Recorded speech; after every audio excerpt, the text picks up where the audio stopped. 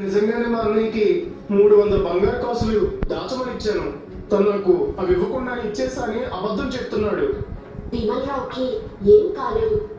లోక్నాథ్ ఊతకారని తమ్ముడికి ఇచ్చి ఇలా ఊరు కాని ఊరు వాళ్ళ ముందు మన కుటుంబ పరువు తీస్తున్నావు తమ్ముడు. కాస్త నా ఊతకర పట్టుకో తమ్ముడు.